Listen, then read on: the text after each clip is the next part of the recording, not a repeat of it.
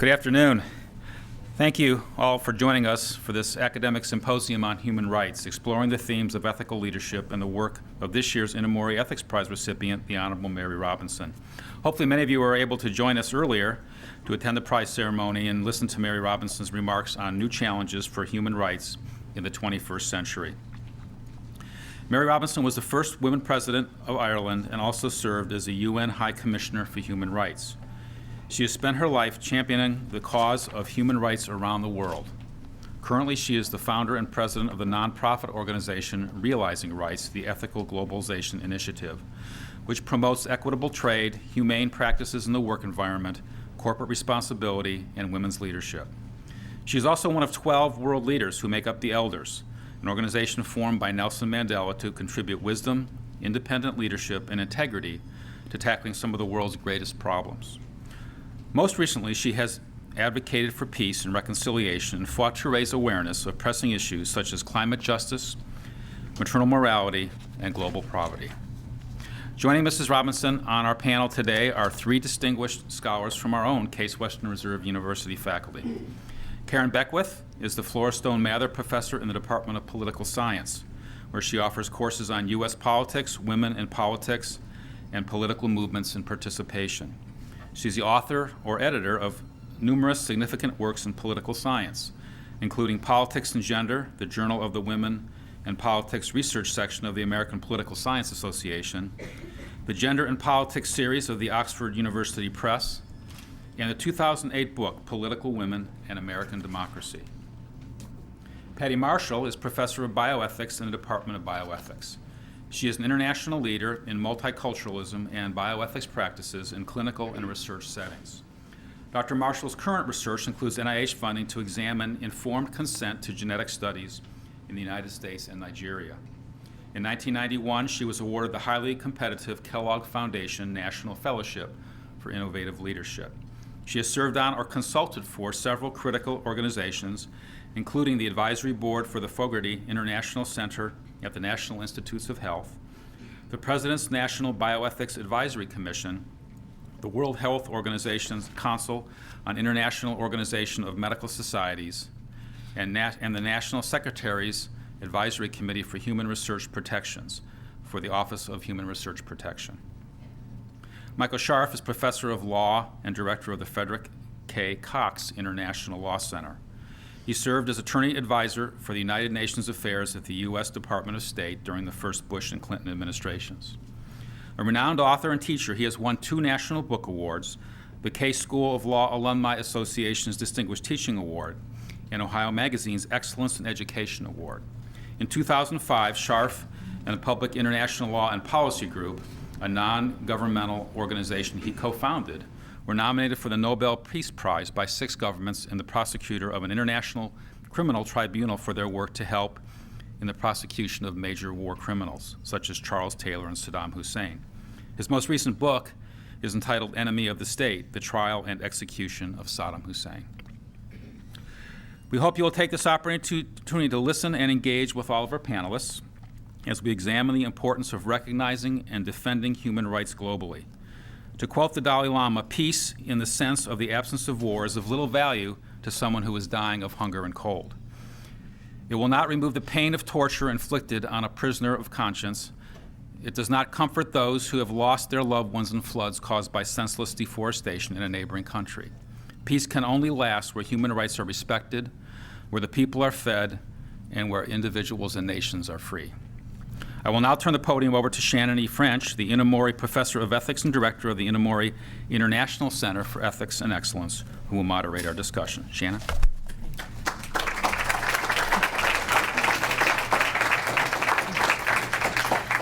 Thank you, Provost Baselek, and thank you to all of our distinguished guests. We are delighted to welcome you to the Inamori International Center for Ethics and Excellence.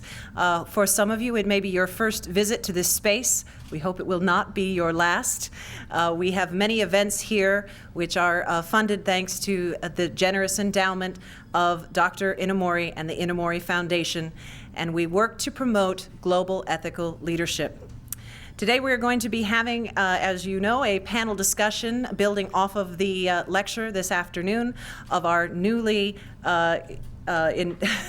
instated 2009 Inamori Ethics Prize recipient, the Honorable Mary Robinson. I will be moderating, and we are expecting all of you to use the microphones here and engage with us to keep our conversation going.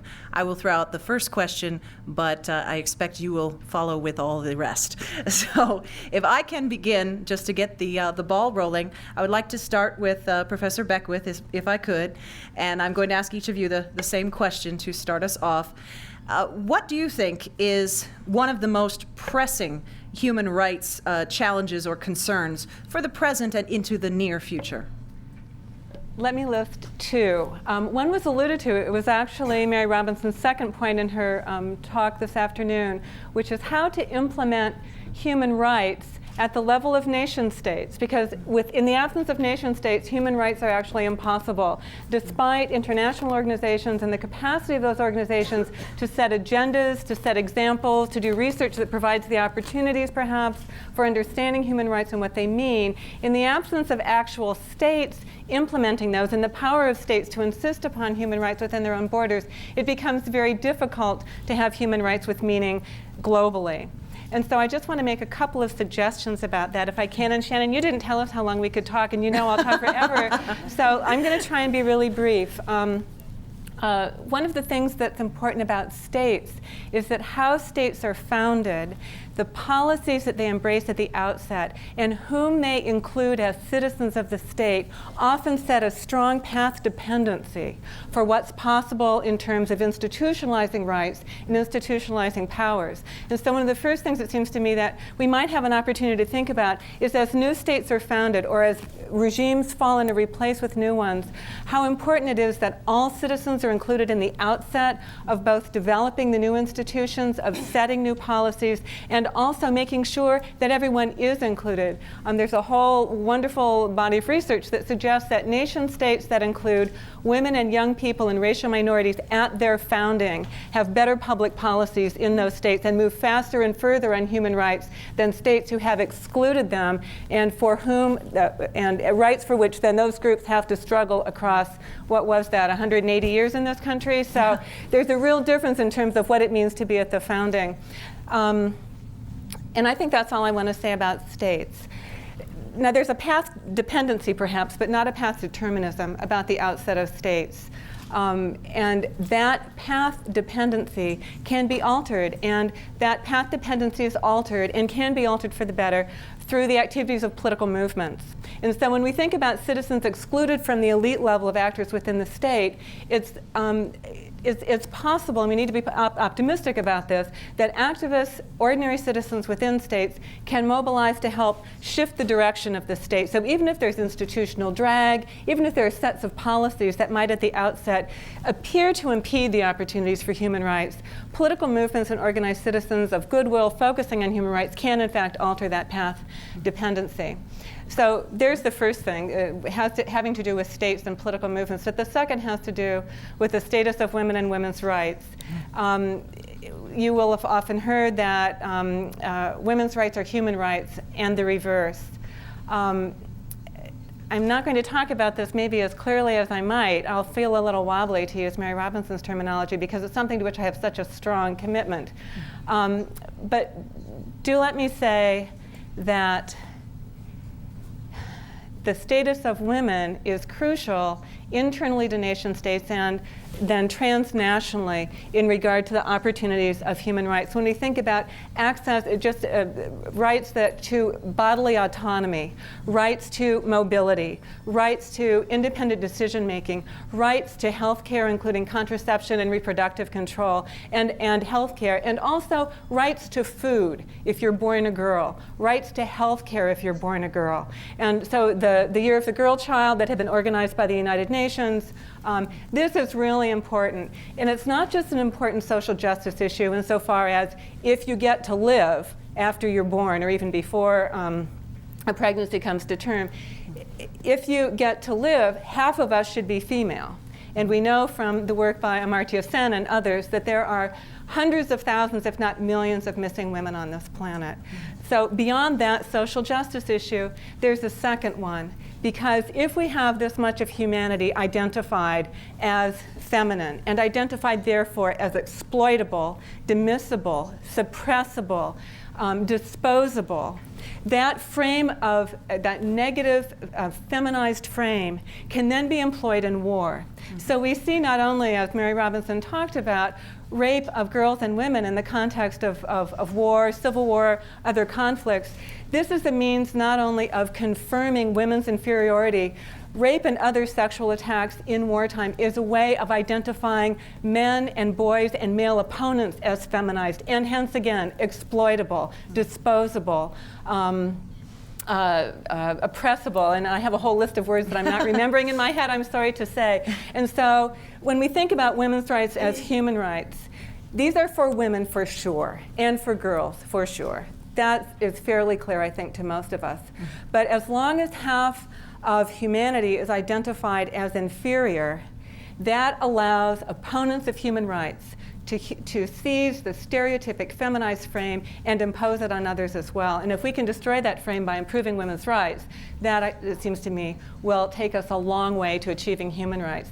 I just want to say one more little thing. What I want to do is say, I want to say other little things, but I want to say one more thing. So I was at the American Political Science Association meetings, and I was just last week in Toronto, and I was on a panel that had to do with female executive success. And of course, Mary Robinson's name comes up over and over again. Now, when people study female executives, they often make a sort of tripartite distinction. There are prime ministers who control cabinets and governments and legislation. There are presidents who control policy making and have a huge power in France, for example, and in the United States in terms of policy making. And then there are other presidents and maybe a few monarchs, like the president of Ireland, who has no power. And Mary is often held up as the first in Ireland, but then again, she was just a symbolic president.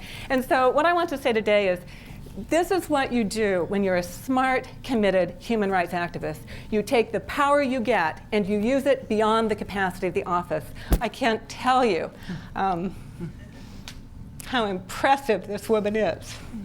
And the power with which she changed things not only in Ireland, but in changing things in Ireland, she allowed other women around the world to say, and also not there. You know, here's not the negative exemplar. Here's where we're all moving. And so I want to thank Mary Robinson for using both that position and the UN High Commissioner position with the full force of the power that she could find in the position to make the changes she has. Oh, thank you, Karen.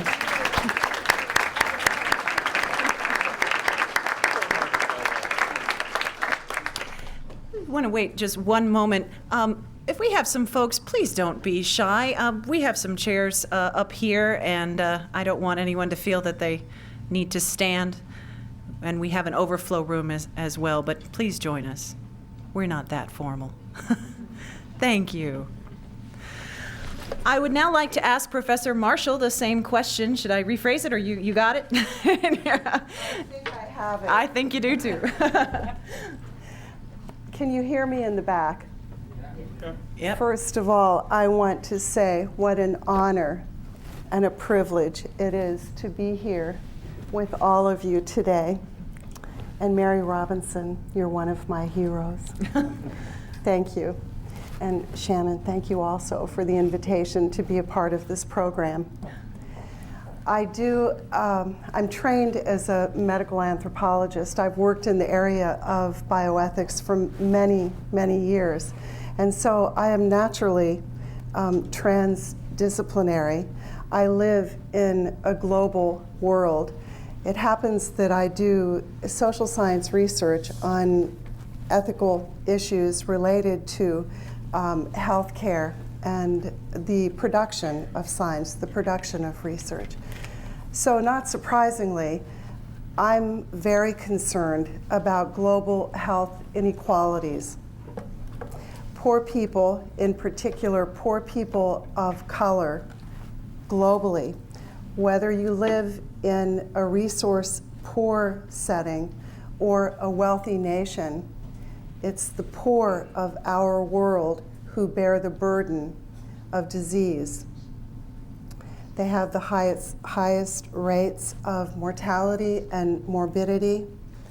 And if you think of an area, I do quite a bit of work in Africa, in countries like Nigeria, Kenya, and so on.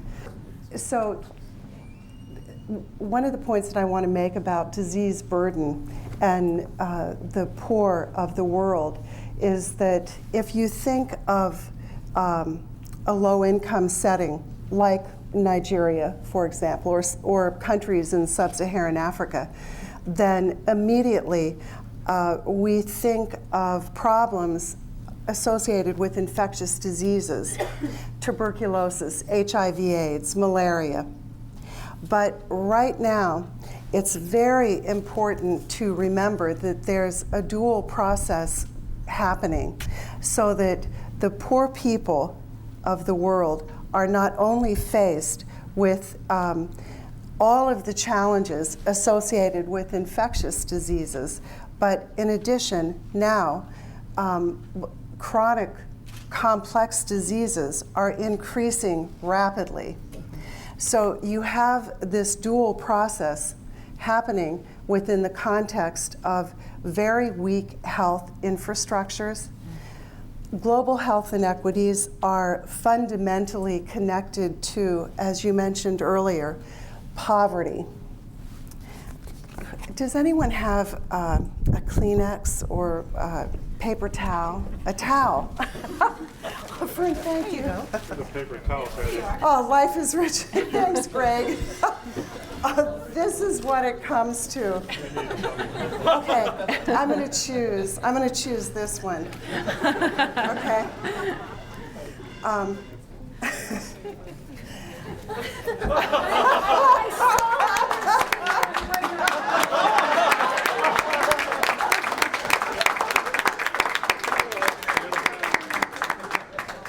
Thank you very much, everyone. Who knew? Ever since breast cancer. Yeah. Yes. Now, I don't want to get distracted from the point that I was making. So here is the fundamental truth. Health inequities occur. They are fundamentally grounded in a context that, a life context that includes weak health infrastructures, weak science infrastructures, the oppression of women, the oppression of people, conflicts, ethnic conflicts, tribal conflicts that are governmental conflicts that are playing out all over the world. So you cannot think about global health inequities and disease burden apart from a much broader human rights picture. So what does this mean for those of us in the field? For me personally, what it means is that I am deeply committed to an aspirational ideal of promoting health in the world and doing my part to help move things along, to help us learn more about what contributes to disease and diseases and their expression in individuals and populations. So I have an eye out there, but in addition, I am so grounded in the practical realities of life and what it means to take care of yourself, to try to take care of your family. When you are hungry, well, you can complete all of the sentences to fill out the rest of that paragraph. Let me give you a brief one story, an example of this, sometimes what feels like a big disconnect between the globalization of biomedicine, in this case, the globalization of genetics and genomics research throughout the world, and practically what it means on the ground for people. I was a part of the African team in the development of a haplotype map for the human genome, So we worked in 3 sites, 1 in Nigeria, 2 in Kenya. When we visited Maasai community several hours southwest of Nairobi, we were meeting with the Council of Elders there to talk with them about the possibility of implementing this genetic research in their community. A process that would involve people drawing blood, the members of the community giving blood for what's called it's an international project called the HapMap project. So we're talking with them about this about genetics. What does genetics mean? I mean, actually, in truth, parenthetically, all of us can relate to genetics because we think about family. So here is the fundamental truth. Health inequities occur. They are fundamentally a family compound, and there's a drought going on. So here is the fundamental truth. Health inequities occur. They are fundamentally dry, red dirt. So you can put your hands on the ground and you pick it up and you can go like this. There's nothing. All of the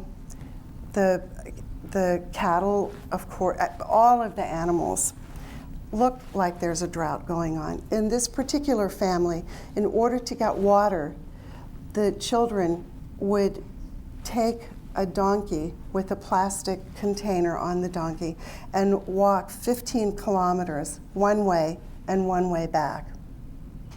So the reason I'm telling you that story is because I want you to imagine a world of globalization and the globalization of biomedicine, and what often is a very powerful disconnect between the rich and the poor.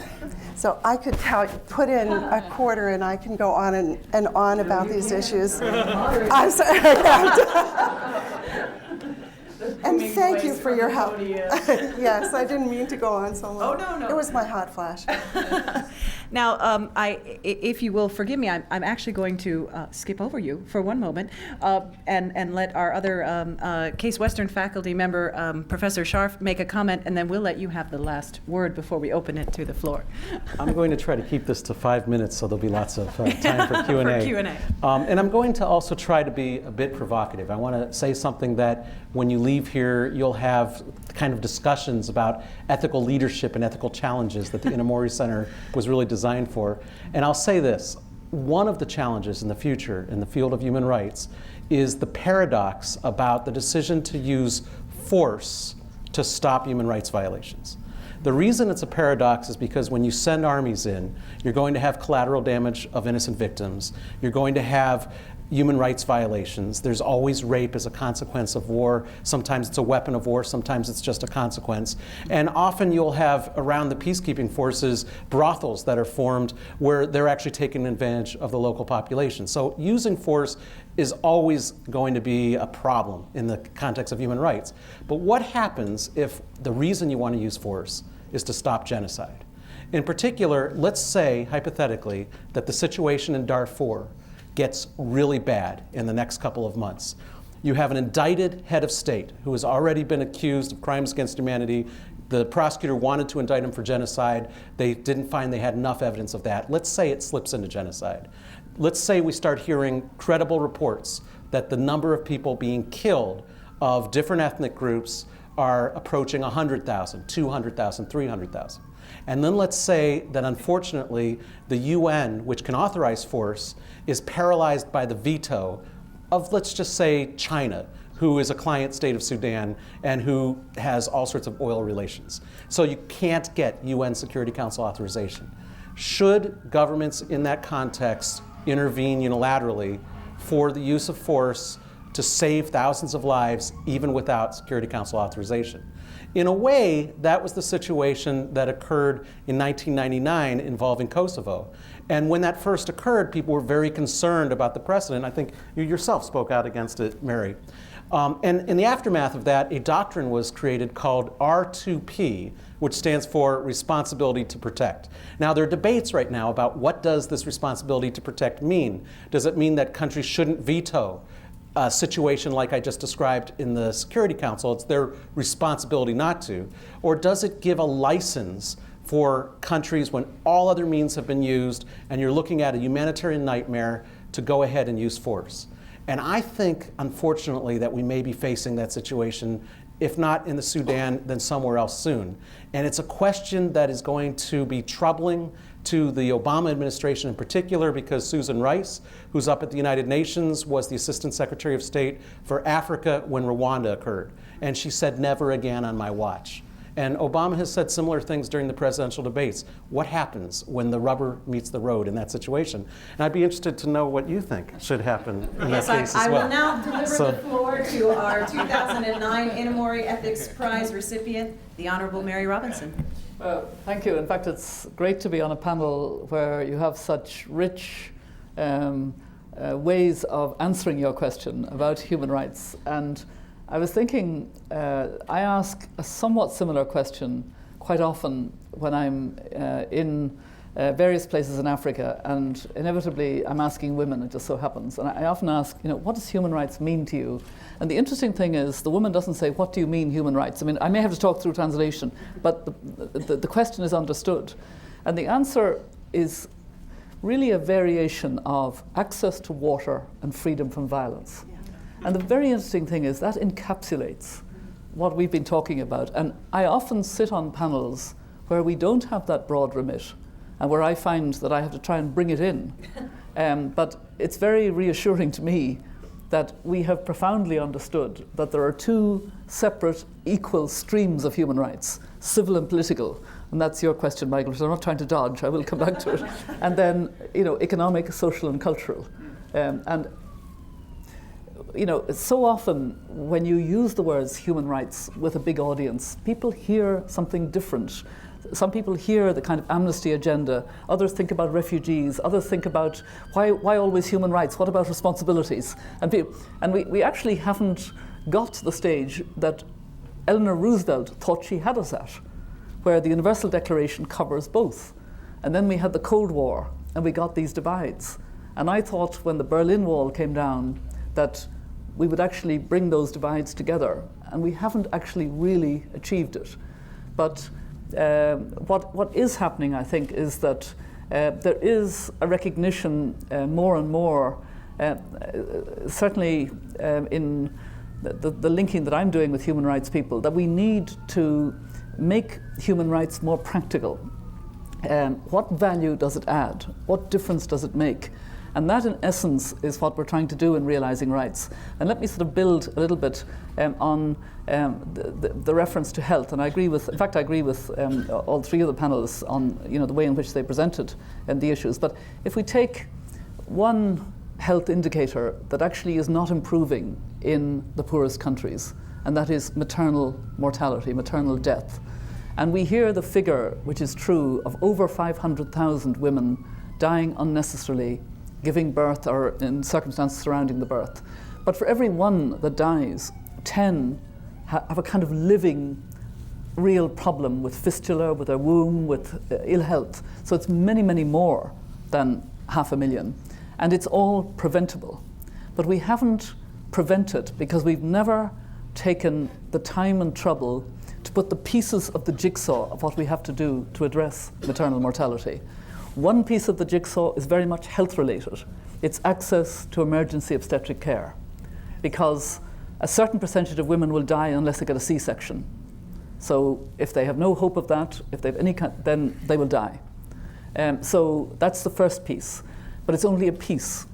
You also have to have adequate nutrition, adequate prenatal care, and you have to have a woman who is empowered, all the points about women's rights. So you need to address early child marriage. We still have countries and cultures where 9-year-olds, 10-year-olds are marrying men in their 50s. and they have no choice about it. And they're getting pregnant at 13, 14. And they will be more likely to die. So we have to tackle those human rights dimensions, early child marriage, the lack of property rights, the lack of inheritance rights, the second-class position in the family, the cultural. And when we can bring all of those together in a hugely complex kind of partnership of the government of a country, I'm thinking of a country like Sierra Leone, for example, which is one of the highest rates of maternal deaths. It needs all of these coming together. It needs the amnesty campaign from a bottom up, tackling the discrimination. It needs the health. And we've never really been as holistic as that. So that's, in a way, the piece on that. On the other, Michael, I find this very difficult, really very difficult. I, in fact, was the first head of state to visit Rwanda after the genocidal killing there. I will never forget it. I couldn't actually go to films like Hotel Rwanda because actually it's too much. I can still smell the aftermath of blood in churches, in the piles of children's shoes, the blood on logs where heads have been chopped off. It comes back very easily. It was when I gave my last speech as UN High Commissioner to the Human Rights Commission at the time. It was, my last opportunity. I said, we are not addressing egregious human rights violations, which is what you're talking about. We have not learned to do it. Now, after that, we got the doctrine of responsibility to protect, and I actually support that doctrine in the very strict circumstances in which it is to apply. And those very strict circumstances mean that we do everything but military force until military force is absolutely necessary. And there are strict conditions for it. For example, the war that was opened up in Iraq did not qualify for any of those conditions. And yet it was at times justified on the basis of Saddam Hussein violating rights of Iraqi people, which he undoubtedly did. But it didn't justify at all.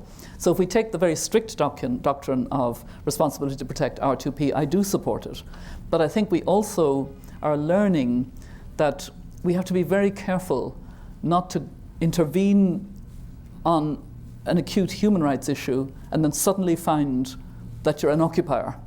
And I think there's really a troublesome situation. For example, now in Afghanistan, it's very, very troubling, and I don't have any unique wisdom on it, but I am troubled by the idea of putting more troops in, because even though it may seem necessary in the short term, it's going to add to the problem. And there has to be, I think, some very smart thinking that helps to address the real problem of Al-Qaeda, the Pakistan border, and then try and build up Afghan supports and try and reduce the presence of the outsiders, NATO and the US forces, because they have now become, in effect, the occupier. And the more they are the occupier, the more there will be support for the Taliban. We know that. But I think really what I wanted to say, at this stage is, for me, to hear the different ways in which the three before I spoke have talked about human rights is to me extremely encouraging, because that is what human rights is about. That is exactly what the agenda of human rights is about, and essentially it's about dignity and rights. And if I was faulting the human rights community for one thing, and I should, it is we didn't put enough emphasis on human dignity. We put far too much emphasis on rights, and they were individual rights. And we forgot the whole strong ethos of community. There's a lovely Gaelic word, mehel, and it means linked to the other. And there's the spirit of mehel. There's a saying, "Is er skachela a waran nadini." It is in each other's shadow that we flourish. It's that connection. Now that's very strong in Asian culture. It's very strong in African culture, the Ubuntu approach. Human rights didn't build on this. We somehow, as it was being projected, it came across as a very Western, individualized, and with priority for civil and political rights, and a lack of understanding of the fact that if you're living in terrible poverty, you're deprived of all rights, and you're deprived of dignity. There's no dignity in having no medicine for a dying child, in having a gun around the corner because you're living in a violent community that where rape is commonplace. So this has been an encouraging first round. Let's put it that way. I would now like like to open up to the floor for questions, but the one restriction, such as it is you do need to use the microphone because we are recording these proceedings and we need to pick up your voice. So please make your way to our microphones. And let me know first if you would introduce yourself, whoever you are, and I know who you are, Stuart, but and if it's directed to any particular person, let us know. I think it's directed towards Mary Robinson, but I'd be interested in what the others say. You used the word... Introduce yourself to the others. I'm sorry. I'm Just Stuart only Youngner. I'm chairman of the Bioethics Department at the School of Medicine. You use the word dignity a lot, and UN documents and international documents use the word dignity a lot. And that term has been criticized as being horribly vague, that you're always really talking about something else, autonomy, beneficence, and it's, of course, dignity is a word it's a wonderful word, it has a categorical ring to it, but what do you mean when you say dignity? Because I heard you saying dignity and I thought you described solidarity. So what do you mean when you say dignity? It's a very good question, and in that panel that I mentioned when I was talking earlier, we finally commissioned 2 pieces of research, or supported 2 pieces of research, precisely to tease out more why in Article 1 of the Universal Declaration of Human Rights it says, all human beings are born free and equal in dignity and rights. Dignity to me is quite a broad concept. It includes spirituality, aspirations, culture, hopes, dreams of the individual. Let's look at the worst problem for somebody who is unemployed, homeless, and living in a doorway. It's not that they're hungry and cold, it's that people don't see them. They're invisible. And that's the real affront to dignity. So we do need to study it more. I don't have a pat answer. I like your question, and I will share with you when it comes out, if you like, the fruits of these 2 studies, because actually it is an area that we haven't paid enough attention to. And when you talk about dignity and rights, and I like the fact that dignity comes before rights in Article 1, you somehow broaden the concept of human rights. You know, it has an important leavening of the rather narrow assertion of rights approach to dignity and rights. And then you are necessarily talking about the surrounds of family, community, etc. I know that still sounds vague, but you know, quite honestly, I share your desire to actually read more about and see what comes out of these 2 studies. Would any of the other panelists like to comment briefly on dignity? Not right now? Okay. Oh, sorry. I agree with you completely about the importance of human dignity and not just the dignity of an individual, but the dignity of a community, so that this notion of invisibility, for example, I think when I think of capacity building, specifically in the context of the promotion of healthcare or doing research in areas of the world where people are poor, for me, in part, it's about respecting the dignity of the individuals and the communities with whom we're working. So they are not invisible in that process of partnership in research. Now that's a very idealized statement, but in fact that is, you know, Stuart, that's how I feel strongly about that. Well, we have another questioner. Please introduce yourself and direct the question, if you would. Hi, my name is Sasha Klashkin. I'm a junior here. And my question is, I guess, how do you address human rights within the culture in which you're working? So, I mean, I feel like we have, the voluntary principles on security and human rights and the UN Declaration of Human Rights, but I feel like the human rights still differ within different cultures. So how do you address the general aspect while keeping the culture in which you're operating in mind? I'm Yes, sure absolutely, Mary has Professor many Shannon. things to say, but Sasha, what did you do this summer? I think we have some insider information here. Yeah, I interned with the Genocide Intervention Network, looking into corporate responsibility and specifically the conflicts in Sudan, Congo, and Burma. Excellent. Yes. Professor Scharf. One of the things that I do often is under the auspices of the American Bar Association's Central European Law Initiative or the International Bar Association, is I go into foreign countries and train judges and prosecutors in due process and human rights law. And what I encounter in different places are very interesting examples of how different the cultures are and having to try to figure out how to navigate that. So for example, I was in Prague not long ago working with former Soviet judges from 18 different countries. And of course, the first question they said is, how can you teach us about human rights when you're from the United States and you're having all these issues in Guantanamo Bay? After we got past that, I learned that their most strong focus was, how do we use all of these loopholes in the human rights treaties to get around having to go to the human rights bodies? And I had to encourage them not to see the human rights treaties in that way. A more interesting experience was I went to Dubai to train Iraqi judges in human rights law and due process. And in fact, in the audience, I see we have Judge Rod, who was the chief investigative judge of the Iraqi High Tribunal that prosecuted Saddam Hussein. Judge Rod, are you still there, or did he just? He had to go to class. Okay, well, that's good. But what I found there was that you can't just take a Western conception of human rights and say, look, in Iraq, your laws, your Sharia, your religious practices are just inconsistent, and these things trump yours, and you have to follow this.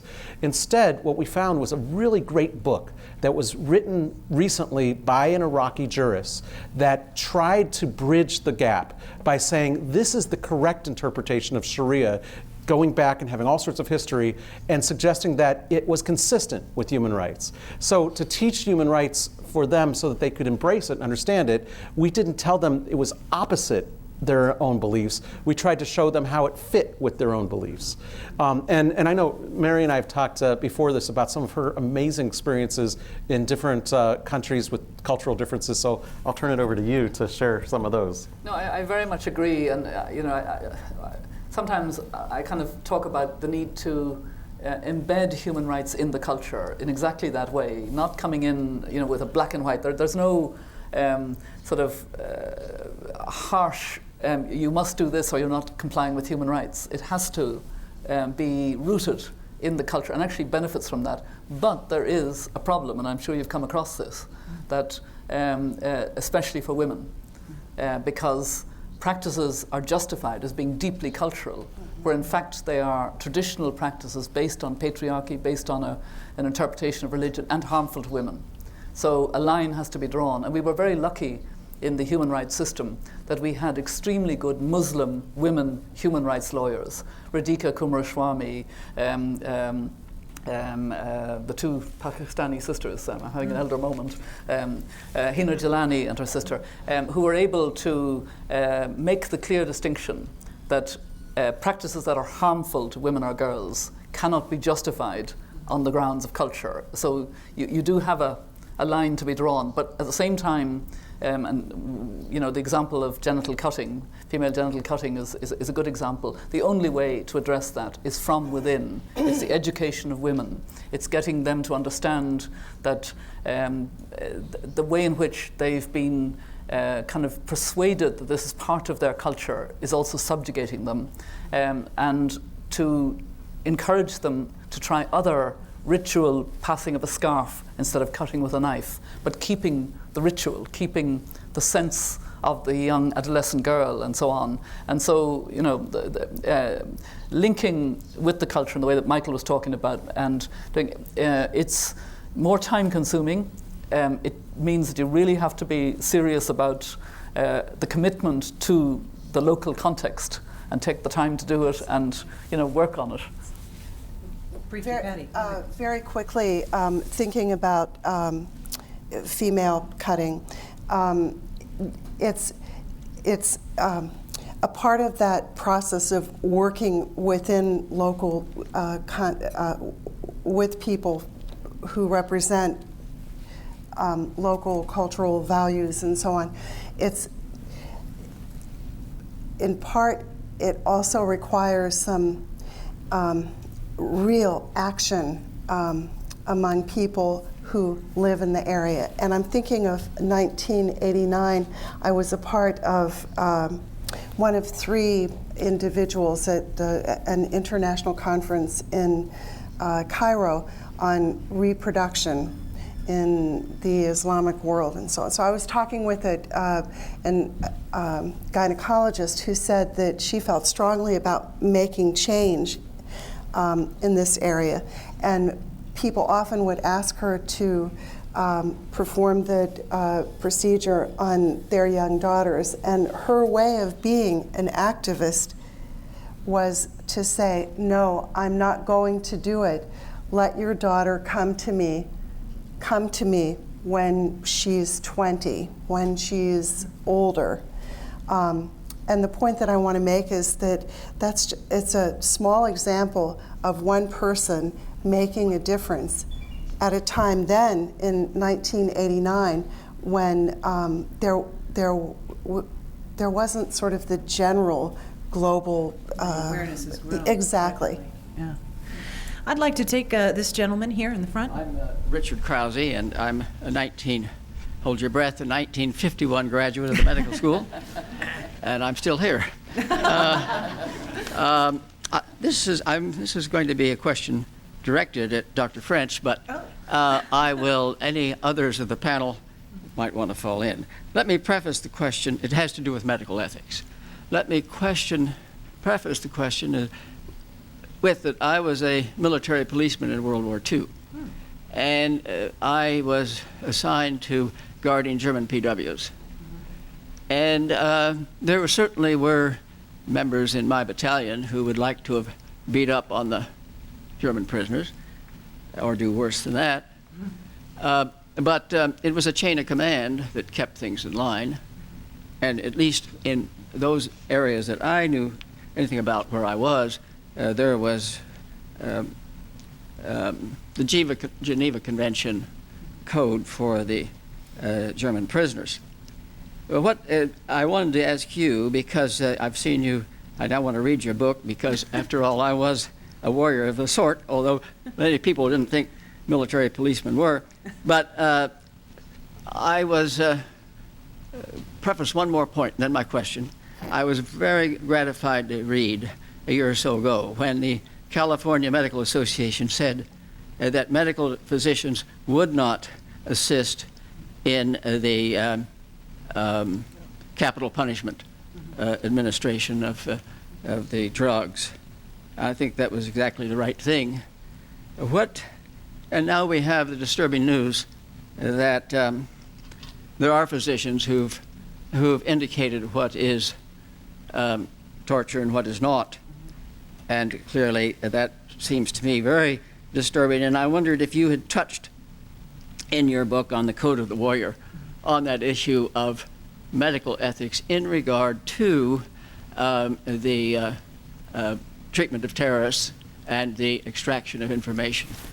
Well, thank you for the question, and to link it to our broader discussion as we talk about peace and war. From my perspective, as someone who taught for 11 years at the United States Naval Academy, taught young men and women who were going off to be Navy and Marine Corps officers, I think it is crucial that we not forget the warriors, that we not forget and not fail to engage them and talk to them about these very issues.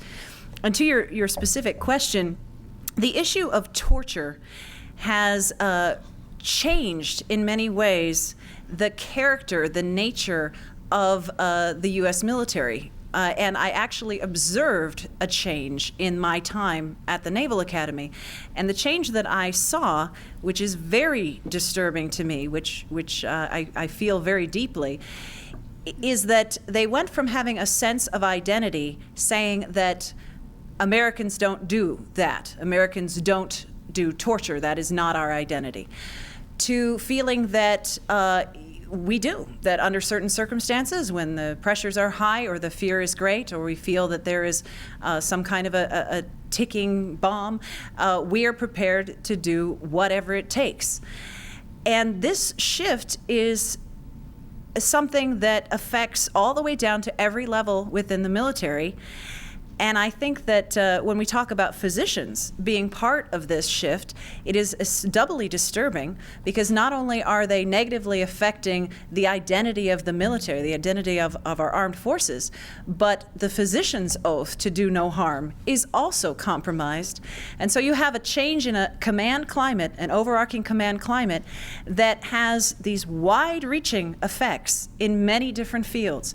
Medicine is corrupted. I had a colleague who came and spoke here at our university about anthropologists working with the military and how they were having some troubling ethical crises with what they were being asked to do on behalf of the military. So there's another academic discipline that's drawn into this question. And so to wrap mine up, since I was cutting you off, I better cut myself off. I think that we can't lose sight, and so many of our panelists have touched on this, of basic principles and saying that for all that we respect and must respect diversity, for all that we must listen to many voices, we still must draw some lines and say this far but no farther, and not say that everything is relative, everything is culturally dependent. Because if we slip across those lines, it is very hard to find our way back. I think we're struggling with that right now. And just to add to that, if you're interested in this issue, the Inamori Center and the Cox Center on Friday, which happens to be the 8th anniversary of September 11th, are sponsoring a day-long symposium called After Guantanamo.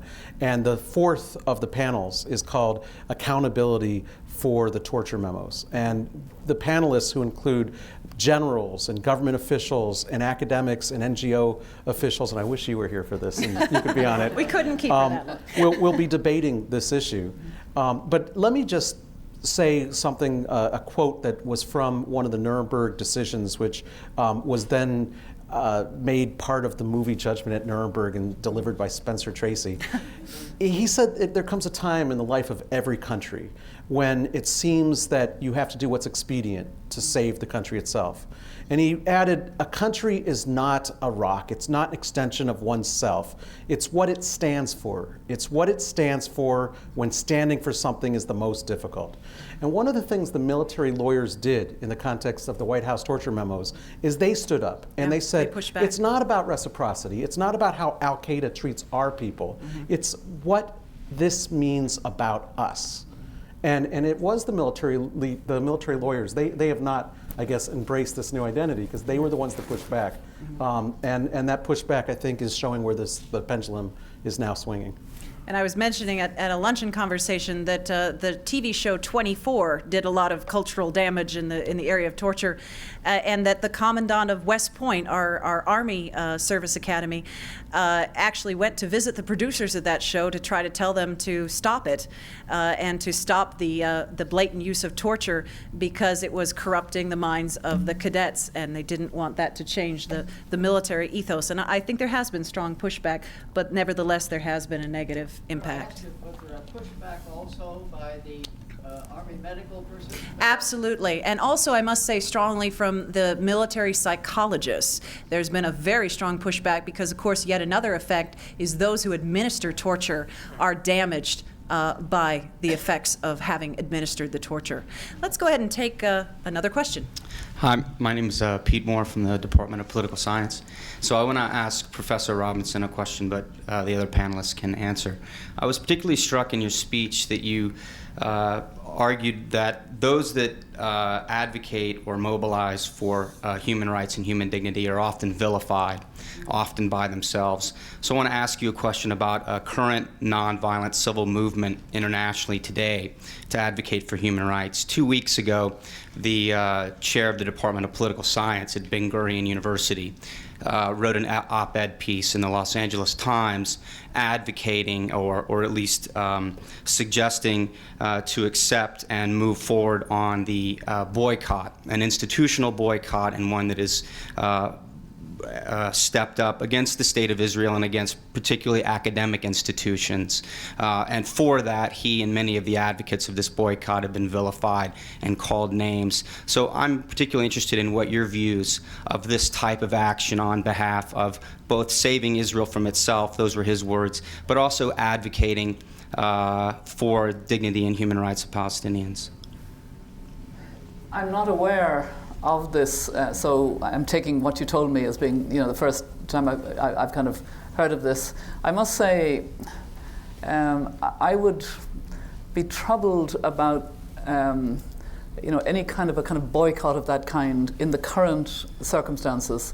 When we were in Israel, we went to Belin, which is a small village where the wall that was being put through the village and cutting the Palestinian villagers off from their olive groves was found by the Israeli court not to be in compliance with the conditions for the wall. I mean, the wall itself is, as you know, not supported under international norms, but just the Israeli court, because it was anticipating a settlement which hadn't happened, and putting the wall around non-existent people because there would be people in the future.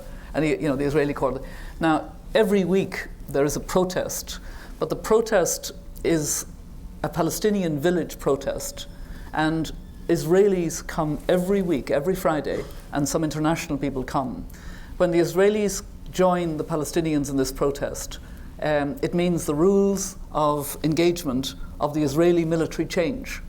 They can't use live ammunition. They have to be very careful because Israeli. So that's the spirit that I would say has to be fostered and engendered. And somehow I would go for more engagement, not trying to boycott off.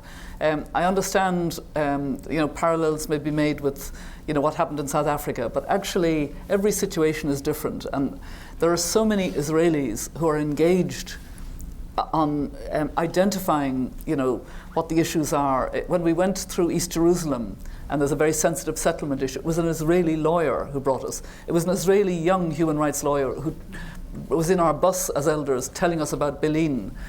We cannot isolate these people. It was university people, professors in the university who are trying to address the situation in Israel. I think, I don't know the detail of this, proposed boycott, but I couldn't feel strongly supportive, because I would say the opposite.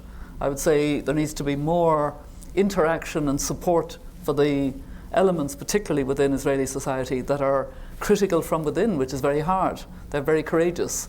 Betzalel, the human rights group, is taking cases before the Israeli courts on behalf of Palestinians, and it's I just feel that they will get buried in a process of boycotting, because the work they're doing will not be able to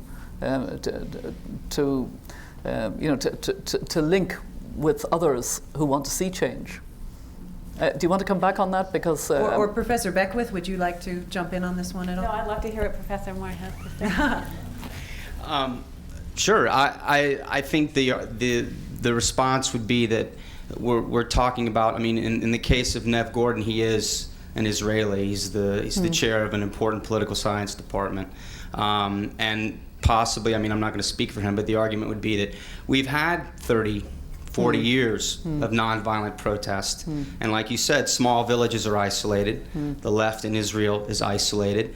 And if the United States sees itself as a friend and ally of Israel, then sometimes you have to tell your friends to change their behavior for the better. And I mean, I agree, there are tricky issues, for instance, regarding academic freedom, as well as individual relationships between academics.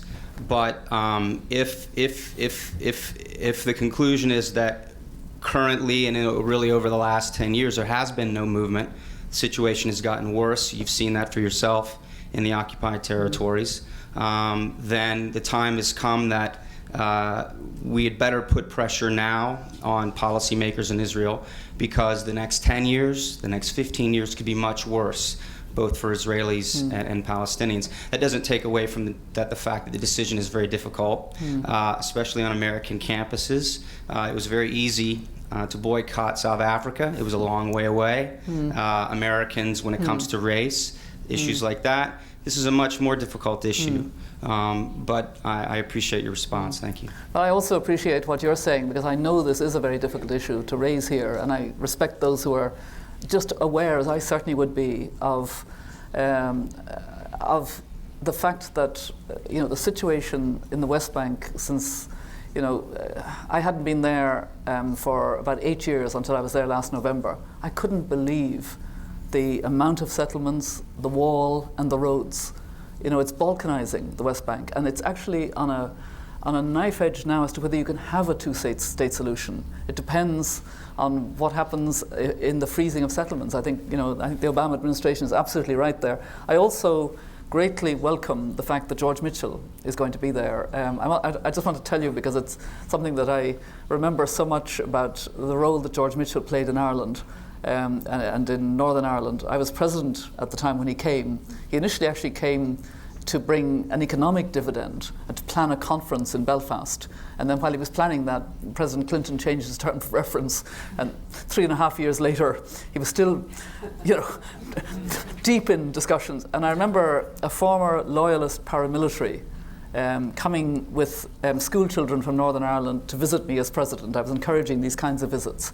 And I said to him, Billy was his name, I said, Billy, how do you explain that George Mitchell seems to be getting further than anybody else in really beginning a serious peace process? And he looked at me, and I can't do the Northern Ireland accent to do justice to what he said, but he said, "Ach, President, he listened us out." And it was a very interesting phrase. I hope that George Mitchell will listen out both sides and then when they've run out of over and over again repeating their narrative, that they'll start to. So I suppose I'm very engaged in wanting this process to work, and I don't want another kind of process, even if it's done for very good intentions, to actually harden attitudes rather than try and. Even though I agree with what you said, there hasn't been any real movement, and this country hasn't been a true friend of Israel for 8 years. It was far too much supporting Israeli policies that were not helping at all on the ground. So I'm glad that now there are voices that are saying, if we're a true friend, we have to be a critical friend. I think the queue actually got longer in the mic behind there, so if you'll be patient with me in the yellow shirt, I'm going to let Austin speak here. Hello, my name is Austin Nashville. I'm a third-year undergraduate student here. And my question's a specific follow-up to the wider question of culture and how it relates to human rights. Currently, Afghanistan is, recently there's been developments with some of the new laws that are passing, for example, the marital rape law. And the wider scenario, it basically reverting against the international norm on human rights. My question is, do the NATO member state occupiers, as countries much more developed in, say, women's equal rights, do they have a responsibility to try to coerce Afghanistan with their special influence to develop law that is in line with universal absolute human rights? And more generally, do the more developed countries in the world in regards to human rights have a responsibility or a duty to basically civilize the rest of the world, which isn't as developed? Thank you. You want to start off and then let Mary speak? Well, why don't you start, because I've been speaking a lot. Let's see if I can remember what I just had in my head. One is, I think we have to be really careful in thinking about what we mean by culture. Culture is not monotonic, it's not homogeneous across any nation, state, or region. And what appears to be culture may in fact simply be temporary practice. And so, for example, a culture that says we don't educate women, we don't let girls go to school, is that culture? Is that just the last 15 years after the result of a change of regime? Do we not let women go to medical school? Do we not let women teach in universities? Is that culture? Whose culture is it, and how long has it been instated? Now, I can't speak to the issue of the United States civilizing the world, because I can hear Michael's cohort in Central Europe saying, can you really talk about that given where you're from?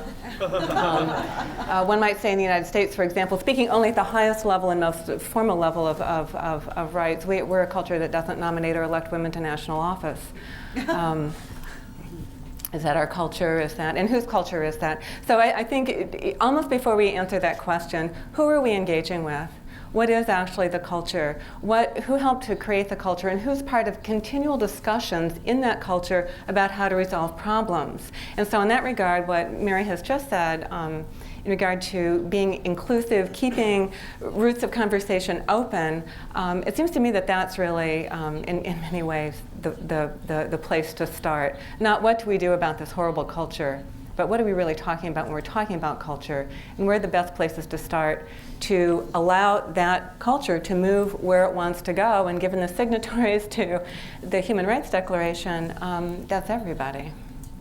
Mary. The question actually triggered a memory of March 2002 when I was going as UN High Commissioner for Human Rights to Afghanistan, and specifically to be there on International Human Rights Day, the 8th of March.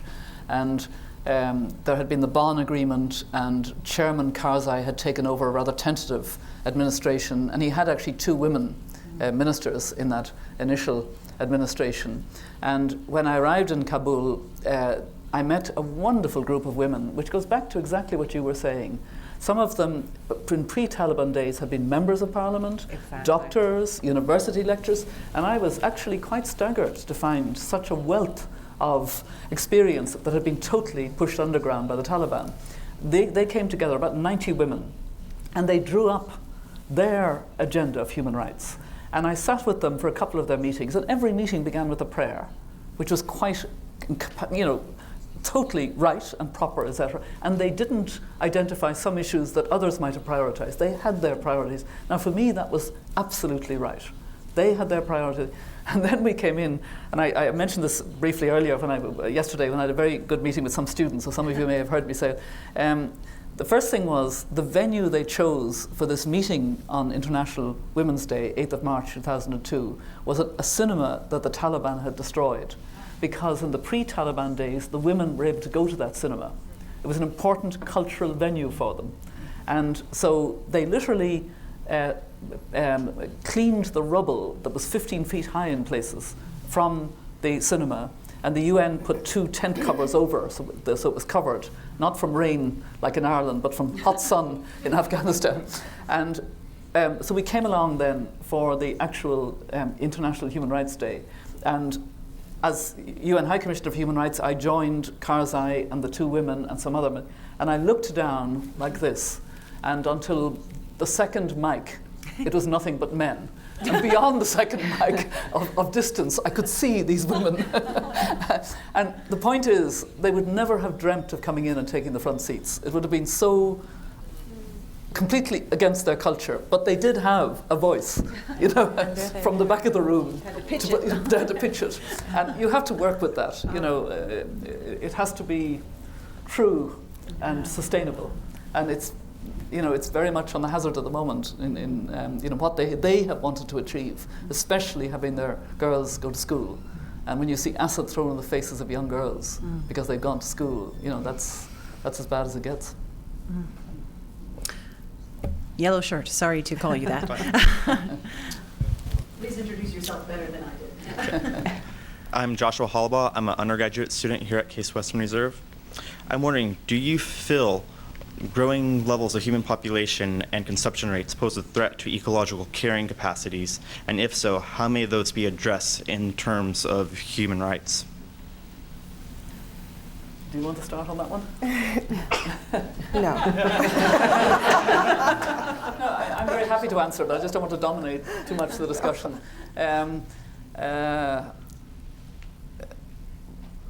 I think that it's extremely important that we build in strong reproductive health and sexual and reproductive health into the whole approach to development. And we put a lot of priority on that and realizing rights.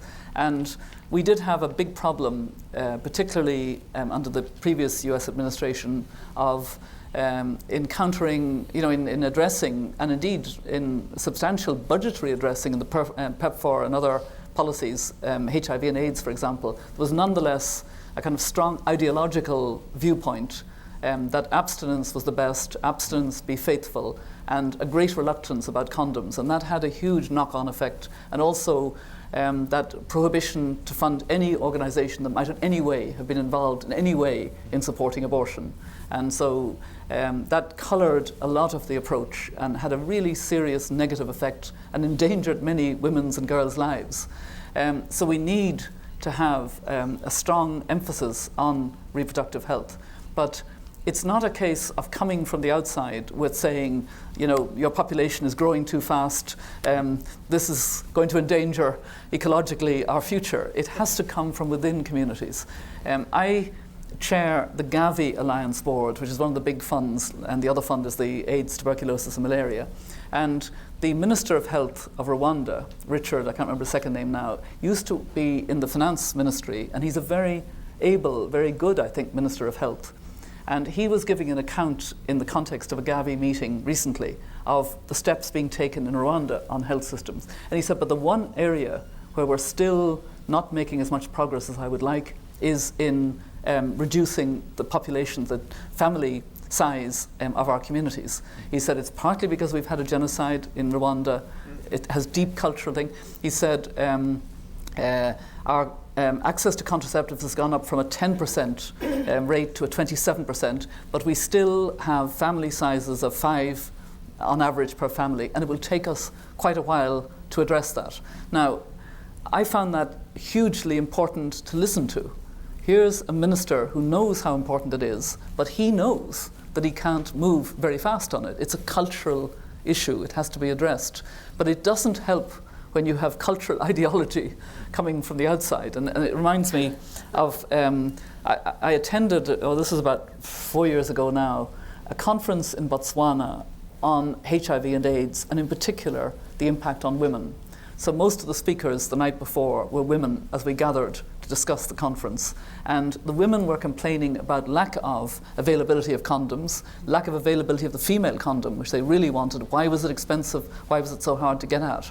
And then they complained about the policy, the ABC, as it's called, abstinence, be faithful, use condoms as very much as a third. And there was a young Ethiopian student helping us with the conference. And she eventually said in some exasperation, why are you all talking about ABC, ABC, the first 3 letters of the alphabet? And I kind of took her on, because I like to take students on when they say these kind of things. And I said, what would you do with the next 3 letters? And she thought about it, D, E, F. And she said, don't eliminate the future. And that was what she was talking about. If you look at the figures for HIV prevalence in sub-Saharan Africa, it has a young girl's face. Girls are 4, 5, 6 times more likely to become HIV positive. And it's a power structure. The poverty, the girls who have sex for food. Teachers may want sex for grades. Uncles may want to have sex with a virgin to cure them of their AIDS. All of these are part of a power imbalance.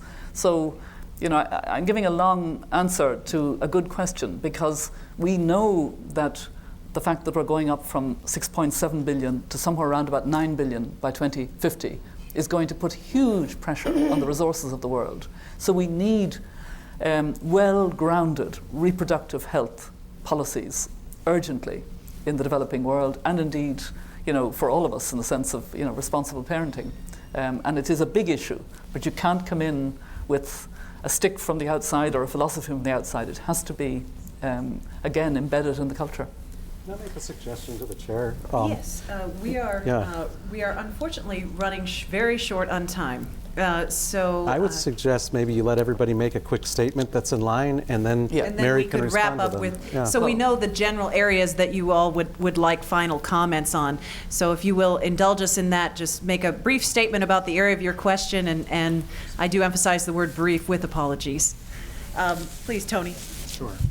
Thank you, Shannon, for convening us, and thank you, Professor Scharf, for wanting us to walk away with provocative questions on our mind, and especially thank you, Mary Robinson, for the bracing example of a life offered seeking to integrate who you are with what you do. So being here in higher education, the questions of who we are and what we do come to mind. And so, for example, I wonder if you could help us wrestle with the intersection of globalization, human rights, ethics, and higher education, particularly access to higher education in developed countries.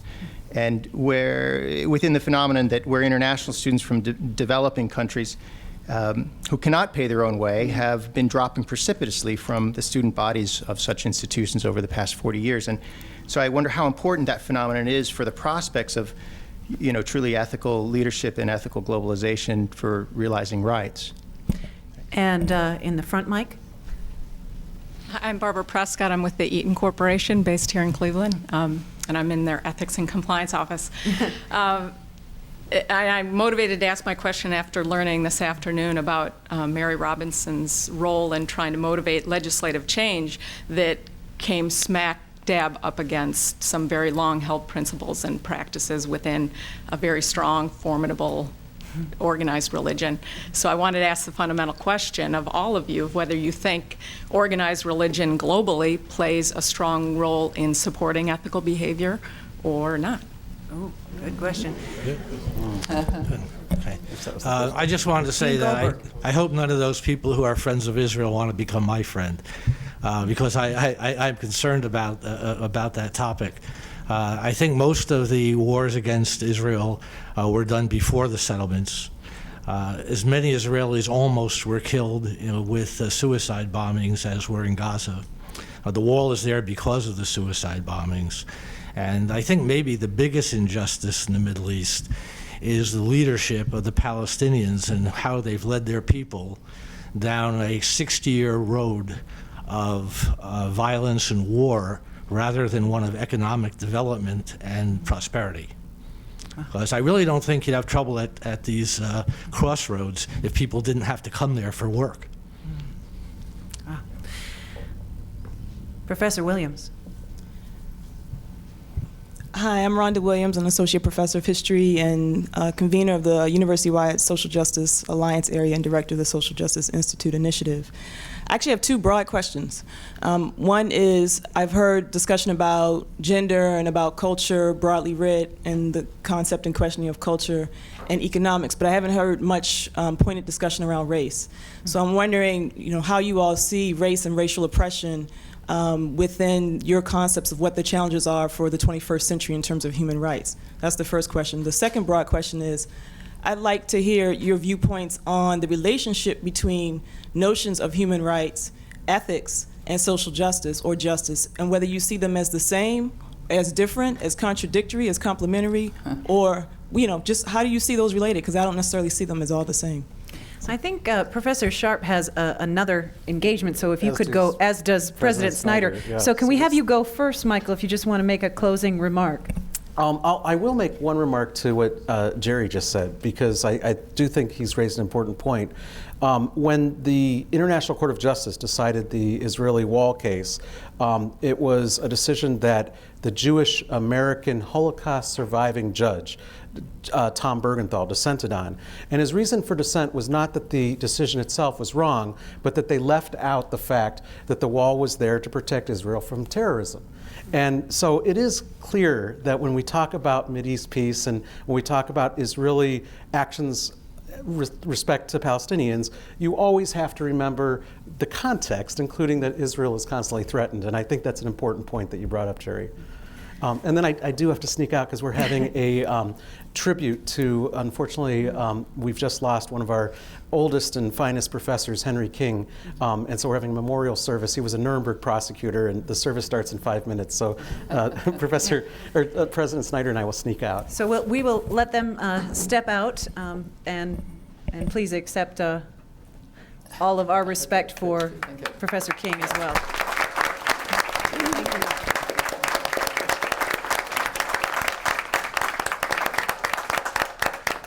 Karen, would you like to make final comments on any of the closing questions? I found the question about religion a really interesting one. And as I was thinking about was the name Barbara? I'm sorry. I thought your question was really interesting. And I was thinking about the various things that Mary Robinson did when she was in the Senate in regard to women on juries and contraception, which was, of course, the big fight. And it wasn't so much earlier in our own history that there was a big fight in a Supreme Court case around access to contraception for married couples, so which was also related to religion.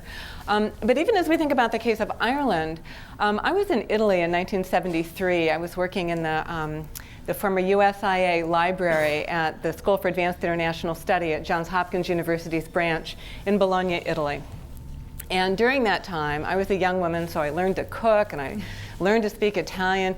And that was the year that there was the divorce referendum on whether or not to roll back a liberalized divorce bill. So there was a national referendum, and that referendum was defeated. That is, the liberalized divorce law stood.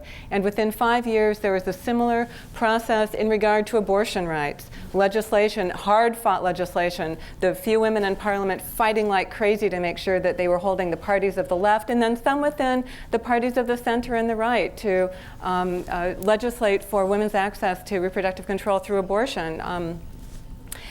There was an organized, and again, this is through organized religion, the Catholic religion, and the State of the Vatican is right there in Italian territory. And also, that referendum was turned back, and the turn back was a 60-40 margin. Most incumbents in the House and in the Senate in this country would be grateful to have a 60-40, and they often do, frankly, a 60-40 split. And that's a highly Catholic country. 99%, I believe, is the percentage of adherence. So here's a Catholic country. And then let's look at Spain for a minute. Spain has same-sex marriage. Spain has a female minister of defense. Spain has liberalized abortion rights. Spain has contraception. So here's another strongly Catholic country, and not just a Catholic country, a country that I was in graduate school when the regime finally changed, and eventually, despite a failed coup, thank goodness there was a failed coup attempt, it's now a democratic nation. And so this is a long way of saying it's not necessarily about religion. Part of it's how activists within state boundaries use religion. It's partly, what does the party system look like? It's partly, do you get a fresh start? So Italy had a fresh start in 1945 to 48. Spain had a fresh start in 1976, 77. So again, I think it's not about religion, but the leverage that activist citizens can get as they try to move towards some sort of social justice. And when they get that leverage, at least in regard to women's rights, for example, and there are many others, they can move forward. I just want to say one other quick thing, I'm sorry, Shannon, which is if we think about higher education, I think about health and contraception. I don't have any answer about higher education and the differential in terms of students coming into this country, although I think that's a really important idea just for democratization in the United States. But my understanding is that the number one predictor of decreases in fertility for women, and I'm not going to have the words right, so Patty, correct me, the number of children that women bear, how early they bear them, do they bear them when they're women or do they bear them when they're children, is being educated. And by educated doesn't mean college education. It means being literate and having some formal schooling up to maybe grade 6. That's a huge predictor of women's health and children's health. And then just one other point, and I promise this is the last one. I teach a university-wide seminar, USSO seminar on democracy. And so we read Amartya Sen's book, which I always have it wrong, Development is Freedom. And in discussing that book, I remember we talked about if you were going to put together a nation state and you wanted to have a really good, powerful, happy country, would you want to put together a team where half the people were sick, illiterate, uneducated, and frail, and then give them the responsibility for raising the next generation? No student agreed with that. And so again, I think when we think about human rights, all of these things are put together. Healthcare, education, rights of women, how families are constructed, and the foothold that activist citizens get as they struggle towards social justice. All right, Professor Marshall, and I'm conscious of we have 5 minutes left, and I certainly want to give the floor to Mary Robinson one more time. So, let me just be very, very brief because I know that people are here to listen to you. So, what do I think about religion as a force? I think it is profoundly significant. I think that sometimes religion can be emblematic or not so much emblematic, but it can be used to represent many other things so that the way in which excuse me, religion is negotiated is about politics, economics, and how we live socially. I think that, excuse me, no, I'm good. I think that depending upon what the context is, that it can be, how many people have died in the name of God? How many people have been killed in the name of God? So I think that it's significant, and we cannot underestimate its force. Someone asked about race. Is your name? We've not met before. Rhonda, and I'm so glad that we finally have met. So you asked about the difference between human rights and ethics and social justice. In my mind, they are complementary. So that depending upon what specific issue we're talking about, we may frame it more strongly from one perspective or another, or depending upon how we turn the lens on an issue, we might be looking more precisely at a human rights issue as opposed to a social justice issue. For me, it's really difficult to separate human rights from social justice. That's enough. And now, please, Mary. Okay. Well, I thought I might also take the two questions that Professor Williams asked, because they haven't been addressed quite so much. First of all, her question about how significant is race. I think, unfortunately, it's deeply significant. I'm very conscious of it in a European context at the moment. There are a huge number of hate crimes, and they are pretty well across the board. There are crimes, Islamophobia and wider Arab sentiment, anti-Semitic, very prevalent, pervasive crimes against the Roma, against minorities in countries, against migrants coming into countries. Political parties are winning electoral votes on blatant racist, including now in Britain, the British Nationalist Party. It's really worrying. And I think that the economic downturn is aggravating racism in Asian countries, where you have large numbers of migrants who are fine when the economy, and then suddenly, there can be very harsh measures taken. I find that race is a very interesting issue in this country. You're all much more expert probably than I am, but I thought the whole range of issues that were raised by the fact that the candidate for the presidency who won the presidency, was African American, but in fact, the fact that he was half black and half white, I think, was particularly interesting and challenging. And I think it's bringing out into the open some race issues that weren't enough in the open, and I really welcome that. And I think it's healthy, and there's some very good issues. But certainly, my feeling would be, if ever there was an issue on which we need eternal vigilance, it's the race card issue, it's racism, it's the ingrained within us all. And I thought that in his speech where Obama talked about his grandmother, I've had relatives who are awfully racist in some of their jokes and some of their, it's there, always to be watched, always to be addressed. On the second point, I think that some human rights work doesn't really link very closely with notions of social justice. There are human rights organizations who address very much the civil and political agenda, but don't actually take on board the underlying economic inequalities, and don't want to actually. They want to keep the focus on the civil and political issues, political prisoners, all important issues. But in fact, that isn't linked. The interesting thing that's happening now in Amnesty International, which I very much welcome under its current leader, Irene Khan, but it's not without internal debate and dialogue, as I know, is she has encouraged Amnesty to move more to embrace also the agenda of social justice. And it started with a very strong campaign on violence against women. So as a big, large membership organization, Amnesty tackled violence against women at grassroots in many countries where it hadn't been tackled in the same way before, and that was important. And now Amnesty has just embraced a Demand Dignity campaign, back to the word dignity again.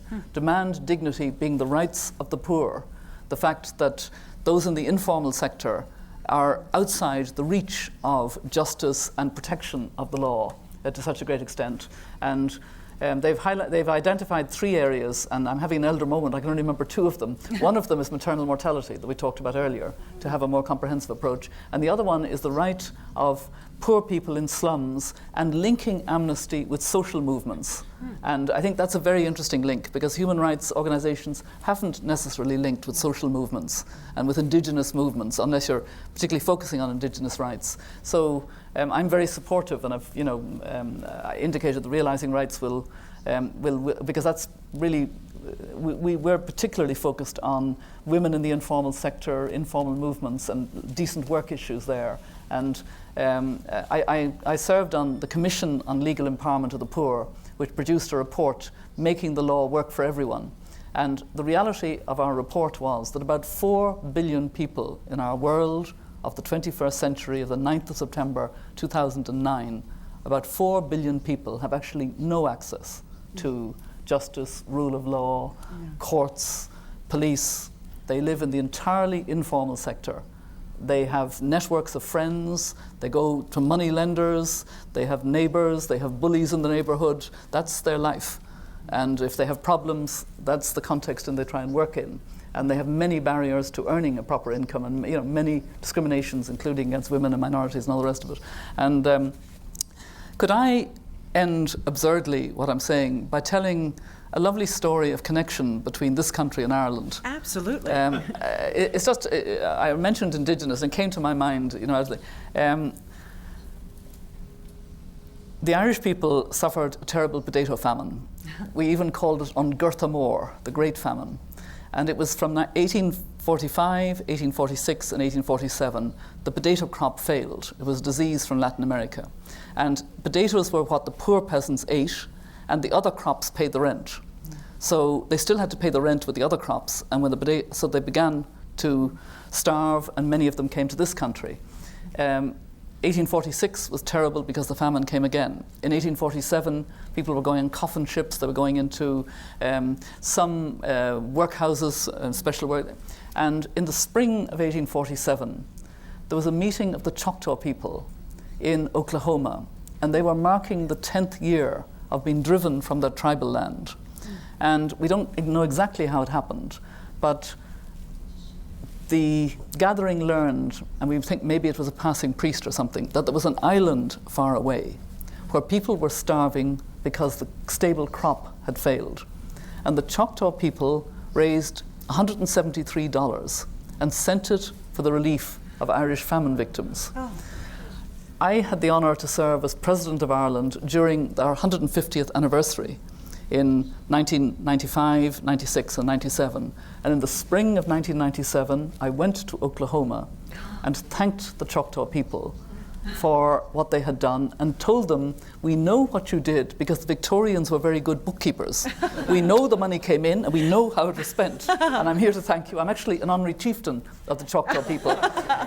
And that kind of carried over in a way I was not really expecting to my very first encounter as UN High Commissioner for Human Rights with representatives of Indigenous peoples, because one of the roles of the United Nations is to be a forum for Indigenous peoples, and there's now a permanent forum which I helped to have come about.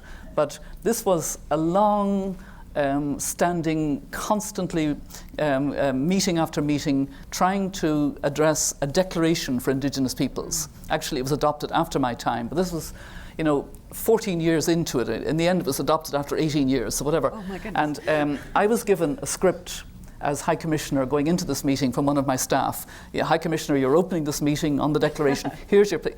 I looked at it. I couldn't even understand it. I didn't understand the term. And I went in and told that story.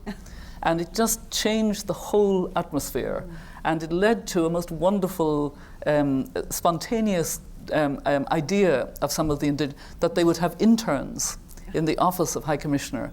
And it was one of the joys of my service there that I had these incredible interns from indigenous peoples from different parts of the world, from Siberia, from the Mau Maus, from the kind of various parts of Latin America, various parts of Africa, various parts of the United States and Canada and Australia, etc. And I learned a great deal from those passionate youngsters because they were the brightest and the best. Many of them had graduate degrees, and to come back to the university education equality that was talked about earlier, but they were going back to their own people afterwards. And that was an extraordinary commitment on their part. And what they wanted to learn from the office was how in practice will we be able to use what we've learned about international human rights locally.